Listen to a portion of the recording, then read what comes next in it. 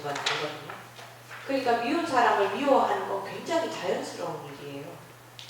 틀린 게 아니란 말이에요. 근데 왜 우리는 그 미워하지 않도록 노력을 해야 될까요? 왜 우리 미워하지 않도록 노력을 해야 될까요?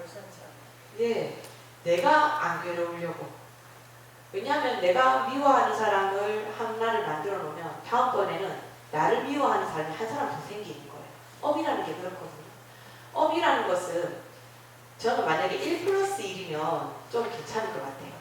업 좀 지어도 1 플러스 1이면 그러면은 한 개 지었다가 한 개가 늘어났다가 한 개만 그냥 지우면 그러면 한 2번 정도 일하면 되잖아요.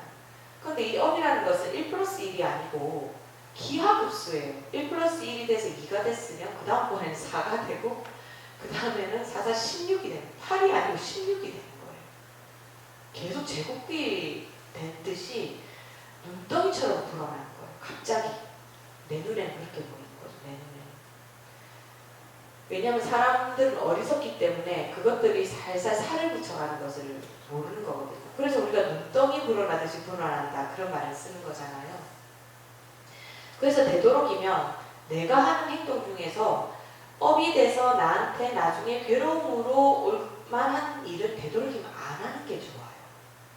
근데 가장 안 하기 쉬운 게 뭐냐면 부정적인 감정을 안 하기가 제일 쉬워요. 너무 웃기죠. 사실은 막을 때 업 중에서 막기 가장 좋은 것이 이것이 악업이라니. 왜냐하면 선업은 내 업이 되고 있는데도 불구하고 그만둬야 되겠다는 생각을 못 하거든요. 선업이라는 거. 우리는 나쁜 일이긴 하지만 그 전에 뭐 회사의 탕비실에 있는 간식 집에 갖고 오고 이런 거.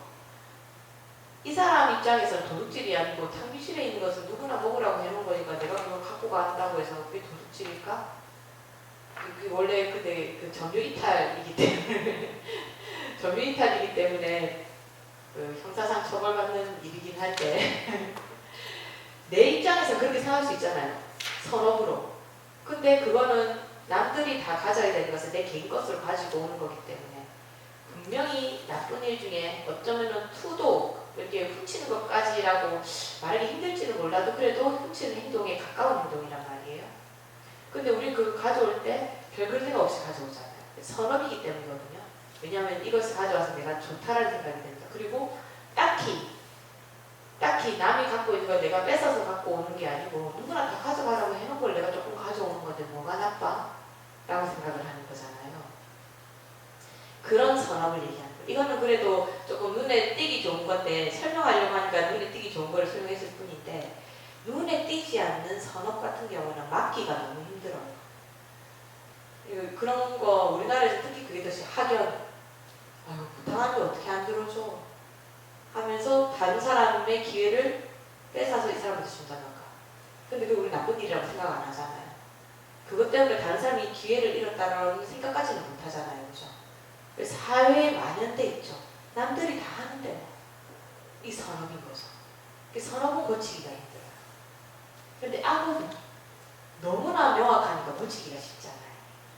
그래서 우리가 말을 할 때 악업을 위주로 이야기를 해서 그렇지 사실은 불교에서는 선업도 악업도 짓지 말라는 거고 하거든요. 모든 것이 나의 다음 윤회를 만들어내기 때문에.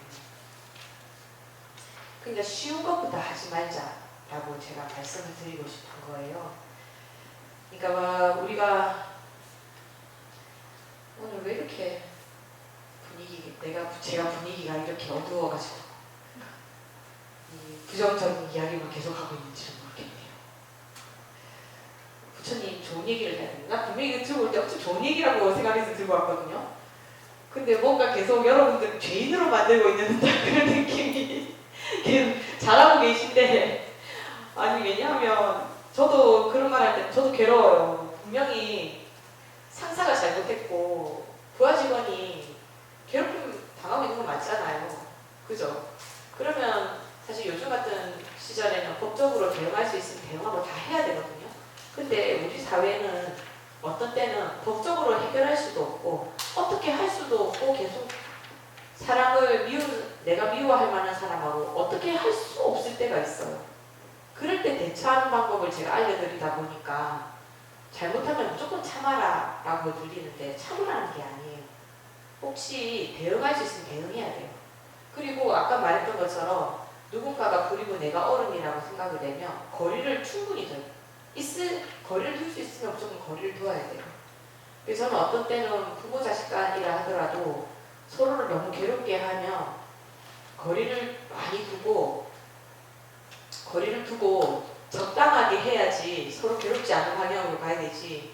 그러니까 굉장히 부정적인 경우에는 부모가 자식을 착취한다던가 어떤 때는 자식이 부모를 착취하는 경우도 있잖아요. 근데 그건 어느 쪽도 다 힘든 일이잖아요. 근데 착취 당하는 쪽이 더 힘들겠죠. 그럴 때는 착취 당하는 쪽에서 거리를 둬도 된다고 저는 생각을 하거든요. 그냥 둘 다 힘든 일이에요. 그렇게 되면 좀 이렇게 너무 확실하게 탁 자르지는 못하겠지만, 근데 마음의 거리를 좀 두는 것이 좋다라고 생각을 하거든요. 저는. 이게 제일 어려운 일이어서 제가 한숨밖에 안 나오네요. 여러분들 여기에 대해서는 좀 어렵게 생각하시는 것 같아요. 그러면 이 어려움에서 벗어나기 위해서 뻔한 삼법인 얘기나 해볼까요?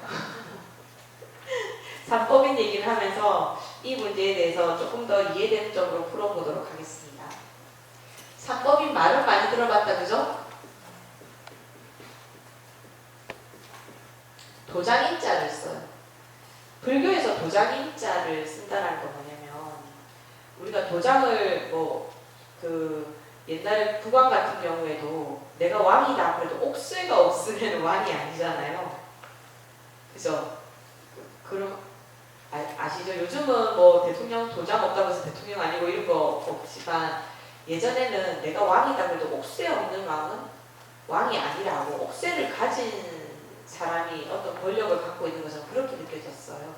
도장이라는 것이 굉장히 중요한데, 이 세 가지 법이라는 것은 완전히 진리다라고 도장을 꽉 찍었다라는 거예요. 때로는 삼법인이라고 하기도 하고, 삼법인 플러스 열반적정을 넣어서 열반해가지고 이게 정막하다 할 때 적, 그리고 조용하다 할 때 정을 써서 열반해서 완전한 고요에 들었다 이런 말이거든요. 이렇게 열반적정까지 하게 되면 사법인이 되는 거죠. 사법인. 첫 번째는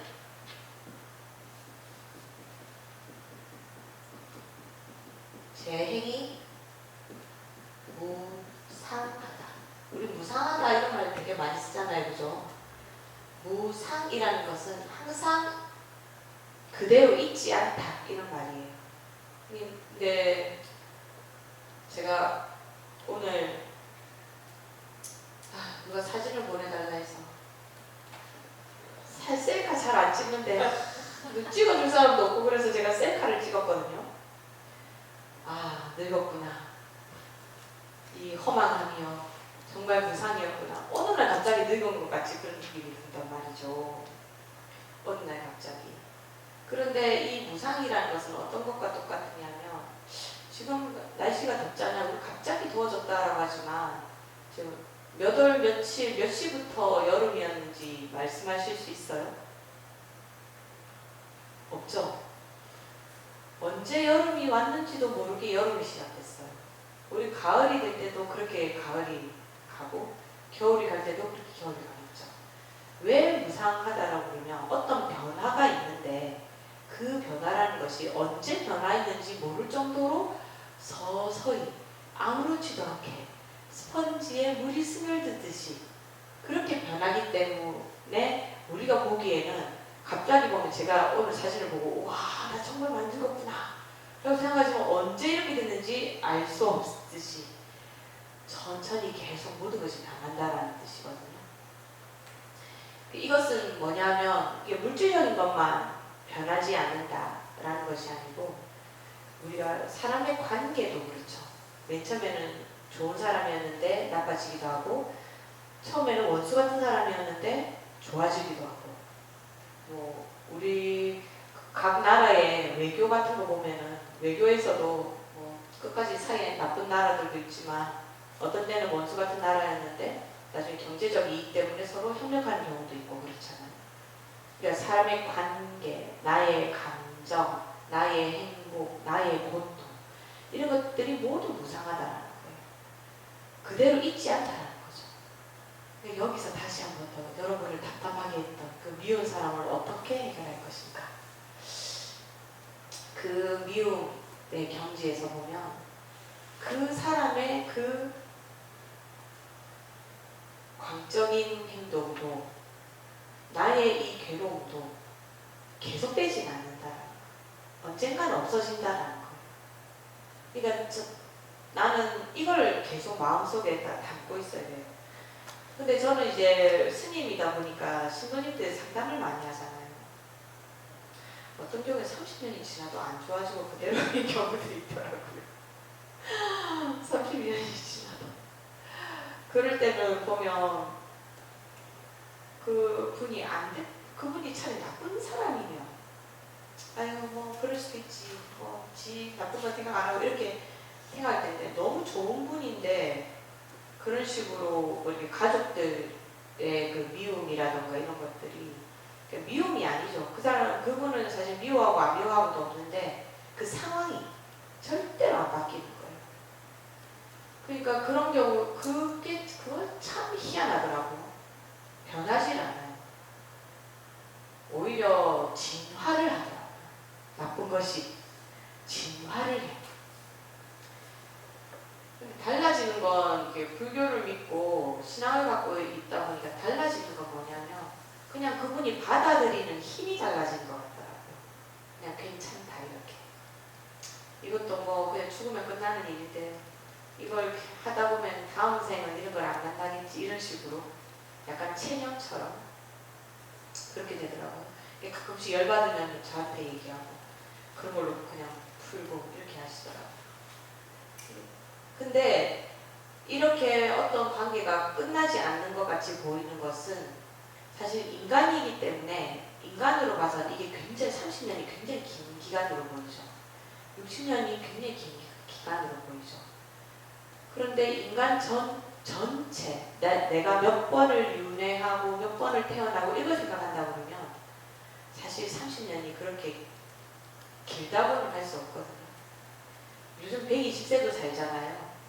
그러면 4분의 1이 괴롭고 그 나머지는 30년을 괴로웠다 이렇게 하면 아니 120세까지 산다 그러면 30년이 4분의 1이거든요. 25%만 괴롭고 그러면 75%는 그런 대로 안 괴롭고 견딜만 하고 아니면 또 행복하기도 하고 괜찮았다라는 말일 수도 있거든요. 근데 이게 인지되는 것이 제가 아까 말했던 것처럼 내 눈에 거슬리는 것은 더 많이 띄어요. 저는 제 손이 안 예쁘다 보니까 손 예쁜 사람을 보면 너무 부러워요. 그럼 저는 사람을 만나잖아요. 그럼 손부터 봐요. 근데 어떤 사람들은 눈부터 본다는 사람들도 있거든요. 내 마음에 무엇을 갖고 있는가의 문제잖아요. 그러니까 이것은 인이라고 그랬어요. 변하지 않는 거. 무상, 절대로 그 상태가 계속 지속되지 않는다는 거잖아요. 그럼 여러분들이 너무 괴롭다. 어떤 사람과의 관계가 괴롭다. 그럴 때는 그 생각을 한번 해보세요. 내가 이 사람 미운 것 중에 뭐가 제일 밉지? 양말을 뒤집어서 벗어놓는 것이 가장 밉나? 그러면 나도 그것 그대로 빨아서 이렇게 바르게 하지 말고 그대로 해서 넣어놓자. 자기가 뒤집어서 신을게. 그냥 내가 가장 거슬리는 부분을 거슬리지 않도록 내가 만들어 보는 거예요. 그 조그만 노력이 어쩌면은 변하지 않을 것 같이 보였던 것을 변하게 만들 수도 있거든요. 이게 무상인데 변하지 않는다면 오히려 내가 너무 꽉 잡고 있어서 변하지 않는 건지도 몰라요. 변하지 않게 느껴지는 건지도 몰라요. 너무 서서히 변하고 있다라든가 아니면 내가 그걸 계속 지켜보고 있다 보면 여러분들 물 끓일 때 가스불 켜놓고 그 끓을 때까지 기다리려고 그러면 엄청 지루하잖아요. 안 끓는 것 같고 근데 불 켜놓고 내 가가지고 뭐 하는 거 있으니까 뭐 잠깐 하고 와야지. 그럼 뭐 하고 있어요? 물이 끓어가지고 벌써 뭐 가스레인지에 그 요즘은 그 안전장치가 돼 있으니까 벌써 그게 꺼져 있어요. 그게 너무 달아가지고 물은 다 쫄아들고. 그럴 때 시간 금방 가잖아요. 어쩌면은 그 미입다라는 감정이 내가 그거만 딱 들여다보고 있기 때문에 그 미운 것이 너무나 강하게 느껴져요. 내가 그걸 들여다보지 않으려고 합니다. 뭔가 그 거슬리는 게 있다면 내가 그걸 그대로 둬도 괜찮다라는 쪽으로 내 마음 조금씩 변화를 시켜보는 거예요. 양말 뒤집어 놓는 거 싫으면 그냥 뒤집은 채로 빨아갖고 뒤집혀질 대로 빨아서 그대로 해가지고 주라니까 그럼 자기가 싫을 때 뒤집어 신겠지. 양말을 내려둔다면요. 그러니까 이 무상이라는 것은 내가 그것을 잡고 있기 때문에 그것을 항상 변하는 건데 변하지 않는다라고 생각을 하다 보니까 어떤 증상이 오냐면 모든 것이 괴롭다. 일체 모든 것이 괴롭다 라는 데까지 이르게 된다는 거예요. 모든 것이 괴롭다. 근데 이 무상하다라는 거에 있어서 고통이 또 나오는 것이 뭐냐면 이 양쪽을 생각할 수 있는데 우리 좋은 거는 안 끝났으면 좋겠다 생각하잖아요. 근데 좋은 것이 끝나면 괴롭죠. 그런데 아까 방금 말했던 거 내가 싫어하는 것은 너무 오랫동안 지속되는 것 같이 느껴지잖아요. 근데 내가 이 괴로움을 어쩌면 내가 붙잡고 있는 건지도 모르거든요. 이게 언제 끝나지? 라고 우리가 물 끓이는 것과 똑같이 물 끓일 때 내가 서서 그것을 쳐다보고 있으려고 이게 언제 끓지? 이렇게 생각하는 거죠. 이게 언제 변하지? 라고 생각하고 있기 때문에 이 변화가 더 빨리 안 일어날 수도 있어요. 내 느낌에. 하지만 변하고 있는데. 내가 붙잡고 있기 때문에 새로운 괴로움이 계속 생성되는 걸 수도 있거든요. 그렇게는 또 생각 안 해보셨죠? 내가 잡고 있기 때문에 괴로움이 생성된다. 뭐냐면 내가 보지 않으면 요즘은 그런 경우가 많더라고요. 젊은 애들 요즘 뉴스에도 났대요. 캥거루족이 많다고. 애가 집에 있는 경우가 많아요. 그러면 제가 그러라고 뭐 집에 있거나 말거나 이제 뭐 국가에서 혹시 기본소득 주면 그거 먹고 살라고 하면 되지. 너무 괴로워하지 마라. 일하러 나가라고 닥달을 한다고 해가지고 일하러 나가지도 않을 거고 그리고 그 애 보고 뭐 시험을 쳐라 한다고 해서 시험 공부를 해서 붙지도 않을 거고 자기가 원하는 대로 할 건데 내 에너지를 빼지 말라 이렇게 얘기를 해요.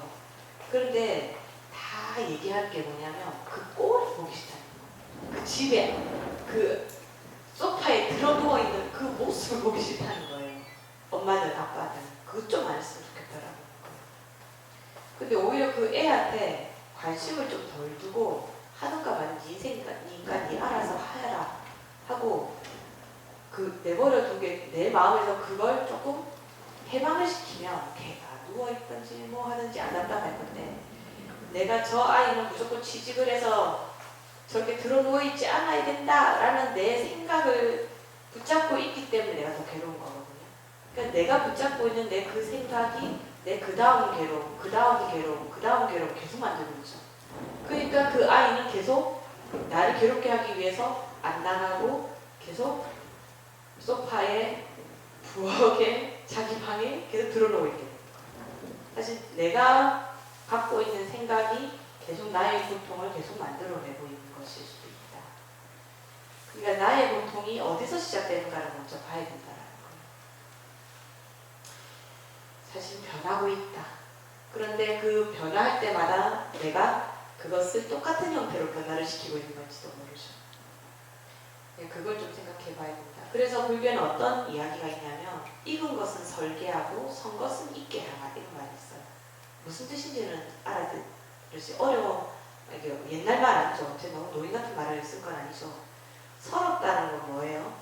센 거, 생짜배기, 못 먹는 거. 밥 같으면 생쌀 얘기하는 거잖아요. 그랬으면 어떻게 해야 돼요? 익게 만들어야 되는 거예요.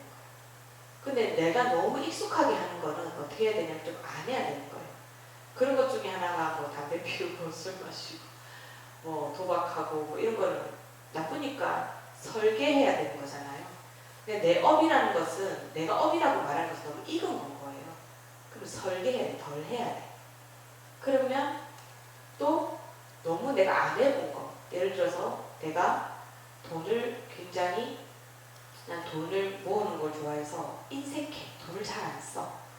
그러면 돈을 안 쓰는 라는 게 나쁘다라는 건 아니지만 내가 너무 인색했다면 내 다음 생에 지난번에 제가 인색하면 어떻게 태어난다고 해서 가난하게 태어난다고 그랬잖아요. 그 미래라는 걸 다음 생까지 갈 필요 없이 어차피 이 생에서 내가 가면 갈수록 내가 가난해질 수도 있거든요. 이게 조금씩 베푸는 연습을 하는 거, 보시하는 연습을 하는 거. 그것이 선것을 잊게 하는 거죠. 뭔가 내가 익숙한 것을 조금 내려놓는다라는 것을 업을 얘기하는 거거든요. 일체 계보인데 우리가 고에 대해서 여기에도 내용이 나와 있지만 이 8가지를 알아보려고 합니다. 이 고통에는 불교에서는 종류가 8가지가 있어요.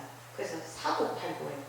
사고팔고인데 그렇게 외우면 좋겠죠. 사고팔고 하려고 그러면 고통이 따르죠. 돈을 파는 사람은 돈을 많이 받고 싶고 사는 사람은 돈을 적게 주고 싶고 외우기 쉽게 하려고 그러는 거니까요. 진짜 비슷한 게 아니고 4가지 고통과 8가지 고통. 왜냐하면 시험에서 어떻게 하겠어요? 고통은 몇 가지인가?